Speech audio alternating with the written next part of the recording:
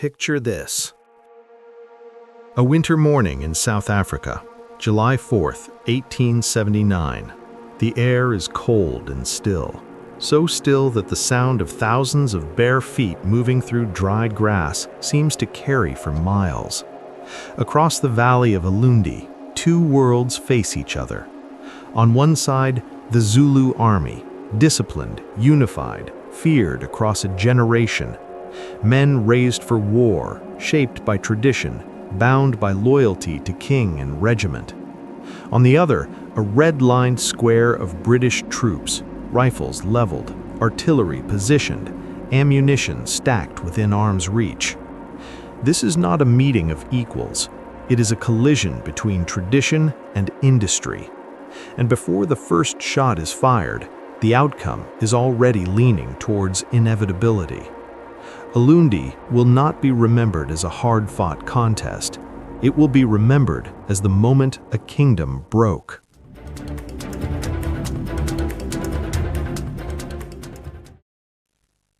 The Zulu kingdom was not born powerful. In the late 18th century, it was one clan among many, small, vulnerable, easily erased. Then came Shaka. Shaka ka Senzenga Kona did not merely change weapons or tactics, he reorganized society itself around war. Young men were grouped into age-based regiments, Mbutu, forming one of the first standing armies in the region. They trained constantly, lived together, ate together, moved together. He replaced the long throwing spear with the ikloa, a short stabbing weapon designed for close combat. A weapon that forced warriors to close distance, to commit fully, to kill face to face. Shaka demanded endurance, barefoot marches over stone and thorn, speed that turned distance into an advantage, discipline so rigid that individual survival meant nothing without collective victory.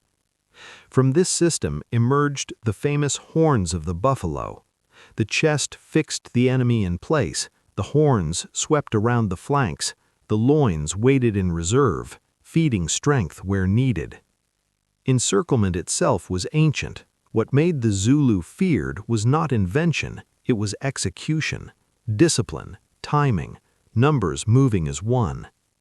When Shaka was assassinated in 1828, the system did not die with him. It became identity.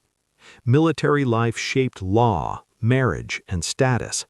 To be Zulu was to belong to the regiments. By the 1870s, King Cetshwayo ruled the Zulu kingdom. Unlike Shaka, he did not seek conquest. His priority was survival. British colonies pressed in from all directions, Natal to the south, Boer republics to the north.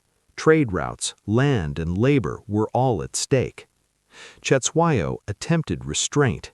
He maintained the military system as deterrence, not aggression. By 1879, he could still call upon roughly 40,000 warriors, trained, loyal, and proud. To British officials, this army was unacceptable. Sir Henry Bartley Frere, the British High Commissioner, wanted a confederation of South Africa under imperial control. The independent Zulu kingdom stood in the way. An ultimatum was issued in December 1878, demands deliberately impossible to accept. Disband the army, accept British oversight, surrender sovereignty. Cetshwayo refused. In January 1879, British columns crossed into Zululand. The British expected an easy campaign. They brought rifles, artillery, and confidence. What they lacked was caution. On January 22, 1879, at Isandlwana, British forces camped beneath a mountain without proper fortifications. Their lines were spread, ammunition distribution was slow, command was divided. The Zulu army attacked. Using speed, numbers, and coordination, they overwhelmed the camp. More than 1,300 British and colonial soldiers were killed. It was not merely Zulu brilliance that decided Isandlwana, it was British failure as much as Zulu strength. The victory stunned the empire, yet it came at enormous cost. Thousands of Zulu warriors died. The Zulu themselves described the battle as a spear through the heart of the nation. And this guaranteed one thing: Britain would return in force.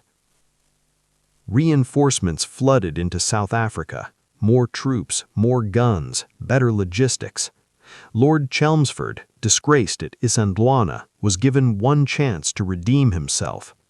This time, there would be no exposed camps, no divided commands, no shortages of ammunition. British columns advanced slowly, fortifying every halt. Battles followed: Kambula, Gingindlovu, where Zulu courage met disciplined volleys and artillery fire.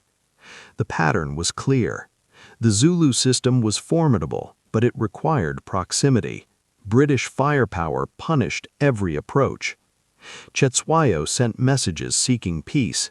They were ignored. The objective was no longer victory, it was destruction. Ulundi, the royal capital, lay ahead. Ulundi sat in a wide valley surrounded by hills, the symbolic heart of the kingdom. To lose Ulundi was to lose more than a battle. It was to lose legitimacy, unity, and future power. By early July, Chelmsford assembled his force, around 4,200 British troops and 1,000 African auxiliaries, supported by artillery and Gatling guns. They formed a hollow square, infantry on all sides, supply wagons and ammunition within, a moving fortress. On the hills, between 15,000 and 20,000 Zulu warriors gathered, veterans of earlier battles, men defending not just land but identity. Cetshwayo reportedly hesitated.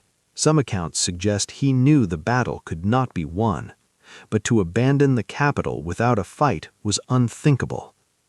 The Zulu advanced in the horns formation. The chest moved forward, the horns swept wide, the loins held back. But the British did not break formation. They did not advance. They did not retreat. They waited. At roughly 300 yards, the first volleys crashed out. Martini Henry rifles tore through the advancing ranks. Artillery fired case shot, iron fragments ripping through bodies. Gatling guns added mechanical precision to the slaughter. Still, the warriors came on. This was not madness, it was obligation. Men who had trained together since youth would not abandon each other. Some closed to 30 yards, some even closer. None reached the square. 4 ranks of British infantry maintained continuous fire. As one rank fired, another reloaded.